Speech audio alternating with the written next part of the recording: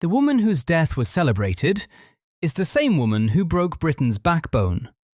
Her name still echoes through the country like a scar. And the truth?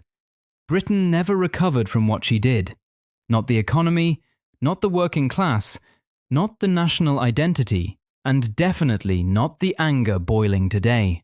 This is the story of how one great supine protoplasmic invertebrate jelly reshaped an entire nation, and how the people paying the price are somehow convinced to blame immigration instead of the architects of their misery.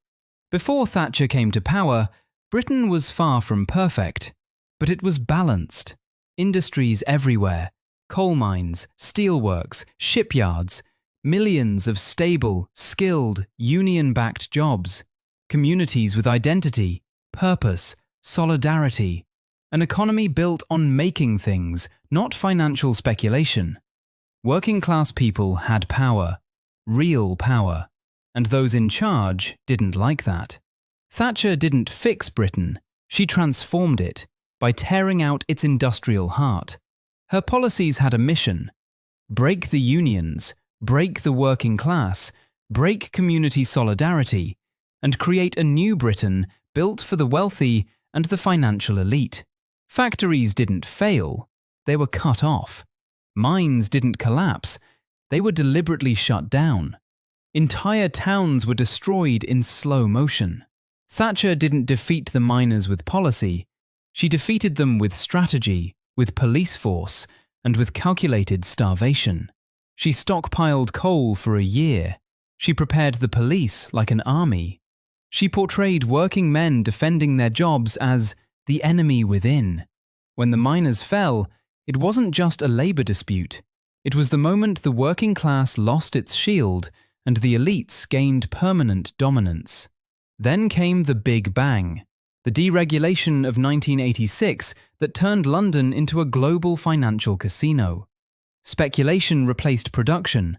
Banking replaced industry. House prices replaced real economic growth.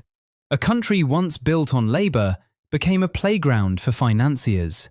The rich soared, the poor sank, and the middle slowly disappeared. Next came the privatisation era, selling Britain piece by piece.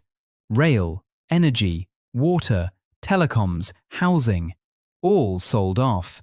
Council homes sold, but never replaced. Today, you pay more for worse services. Bills higher, trains slower, water companies dumping sewage. This wasn't reform, it was liquidation. Then came the psychological bomb. There is no such thing as society. In other words, you're on your own. If you fail, that's your fault. If you're poor, that's your fault. If your community collapses, that's your fault. This worldview fractured Britain at the core. Competition replaced community. Suspicion replaced solidarity. Individualism replaced unity. Fast forward 40 years. We have an NHS on the brink, a housing crisis, 0-hour contracts, food banks everywhere. Towns still hollowed out from the 1980s, one of the most unequal societies in the developed world. A generation priced out of their own country. This isn't an accident. It's the final result of Thatcher's blueprint. The system didn't fail. It succeeded in doing exactly what it was designed to do. And now, the greatest trick of all. The people who were destroyed by Thatcher's policies, the working class, the post-industrial towns, the forgotten regions, are somehow convinced that the real problem is immigration.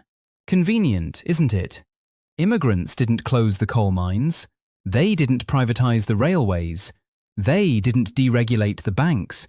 They didn't sell public housing. They didn't trigger austerity. They didn't collapse manufacturing. They didn't weaken unions.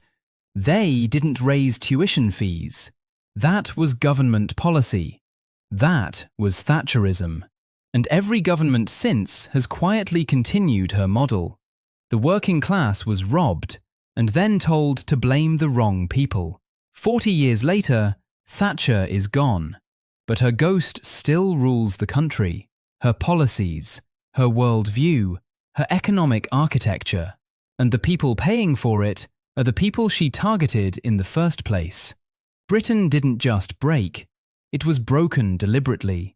And until we understand who swung the hammer, we'll keep blaming the wrong people while the architects of our suffering walk away untouched.